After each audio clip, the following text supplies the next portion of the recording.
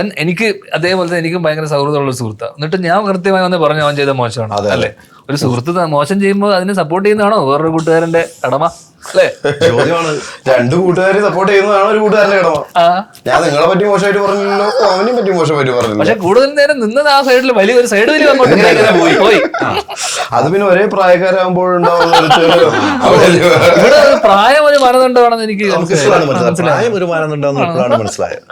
നിങ്ങൾക്ക് എതിരെ ഞാൻ അവിടെ ഒന്നും സംസാരിക്കുകയും ചെയ്തിട്ടില്ല. ഞാൻ നിങ്ങളുടെ ഇതൊക്കെ വീട് ഇങ്ങോട്ട് വാങ്ങാനല്ലേ പറഞ്ഞേ. ചില സമയത്ത് സൈലൻസ് ആണ് ഏറ്റവും വലിയൊരു ഇതായി മാറുന്നത്. ഇത്തരം ഘട്ടങ്ങളെല്ലാം എല്ലാ കാര്യത്തിനും അഭിപ്രായമുള്ള ഒരാൾ എന്തുകൊണ്ട് സംസാരിച്ചില്ല?